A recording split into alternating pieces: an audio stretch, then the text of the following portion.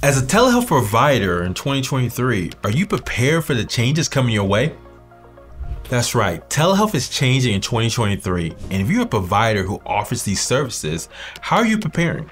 If you're not prepared, well, here are some suggestions how to future-proof your business. First, the end of the public health emergency is causing a lot of changes. The public health emergency was great because it helped save lives during the pandemic. The government created it to help increase access to healthcare with the help of telehealth and other digital health tools.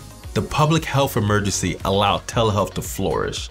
In fact, the Government Accountability Office, or GAO, found that the number of telehealth services increased dramatically from 2.1 million the year prior to over 32.5 million in the 12 months from March 2020 to February 2021. That was a 15x increase. The public health emergency ended officially on May 11th of 2023. And with it, we saw some changes that have affected telehealth availability. For example, if an individual receives routine home care via telehealth under the hospice benefit, this flexibility would end at the end of the public health emergency, or PHE. So, when you're faced with these rule changes, how can you move forward in business? Well, I suggest this. Don't ignore the changes, embrace them. So what do I mean? Well, let me tell you a story. When I was in school and taking math classes, a lot of my teachers allowed us to take calculators to use for our test. And guess what? I used those calculators great. I used to ace those tests, get A's. I would simply put the numbers in the formula that I had memorized, and then like magic, I had the answer to write down for the test. But then I got into trigonometry, and my teacher, Dr. Wells, she was not having any of that. We had to memorize all the formulas we needed, and in real time do the calculations on the exam. At that level of math, there are so many steps in the calculations that if you messed up in step one, you'll be totally off and not get that problem right. Since ignoring the new rule by the teacher potentially meant I would fail the class, this was not an option. So I had to embrace this change. After understanding the new rules, I realized there were only 4 equations that I really need to memorize. Next, I had to understand all the different steps that need to occur so I can get the correct answer. And the only way I could do that was if I did a ton of problems. So with the help of a lot of work and embracing this change, I ended up getting a B+ in that class. And I learned a valuable lesson. You have to go through the change and embrace it fully.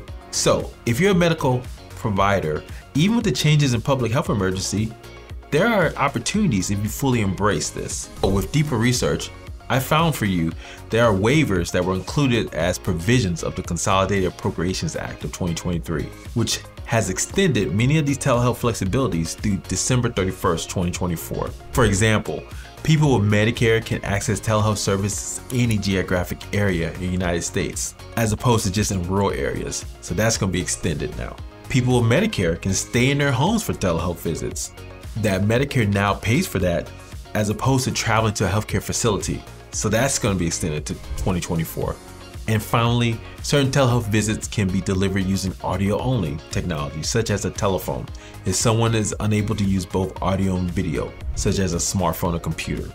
So this is a great news. If you do further research, you can find opportunities. But now is the time to take advantage of this time to begin the next phase of your telehealth business. So next, after you embraced it, you have to think about the next phase of this. So recently, I had a call from a potential client that commented he was competing not only with other doctors for his telehealth services, but with hospitals, large telehealth companies, and even retail companies like CVS. The challenge of trying to differentiate in this crowded market was a real concern for him. So how do you, as an independent practice, going to grow your medical practice in telehealth in this increasingly busy, crazy market? Here's a crazy solution. Instead of doing more, why not think more? So what do I mean? When I was younger, I used to work with my grandfather in his contracting business. We would go out and spend long, hot summers working on houses in this small town of Pembroke, Illinois. It was tough trying to follow him around. He was in his 60s, and here I am, a teenager, trying to keep up with him. Very difficult. I used to hate this work. Sometimes I would be on the roof of the houses to hammer roofing tiles into the frame. I would spend 10 minutes on each tile trying to nail in 5 nails per tile. It was hot and there were a lot of tiles to hammer in. I just figured I'd just keep hammering. The harder I hammer, the faster I hammer, the faster I get done. When my grandfather saw what I was doing, he told me to stop and think about what I was doing.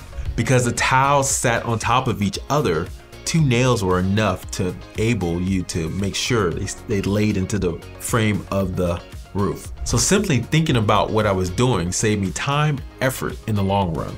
So currently doing what you have been doing will not get you to the next level if you are a provider of telehealth services. The only way to position yourself in this crowded market of telehealth is to think more about how you can offer more value to your patients. For example, beyond just offering healthcare access to your patients with telehealth, think about what other things you can do to solve real problems for them. In some cases, this could be things like managing weight loss or diabetes management. For example, why not offer more value to solve that particular problem?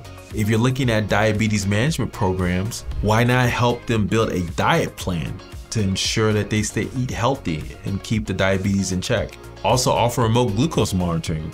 That would be something unique for your patient population, especially if you can get the results they're looking for. And in this case, this would be lower A1C levels. So ultimately, as a telehealth provider that's looking to change in this new market, you can control and absolutely embrace these changes for your telehealth business by simply thinking more about the new opportunities that exist all around you. My company, SensorMed, offers to help telehealth providers who are looking to embrace new models of care like remote monitoring with our new Practice Value Creator program. To learn more, check us out at practicevaluecreator.io. That's practicevaluecreator.io today.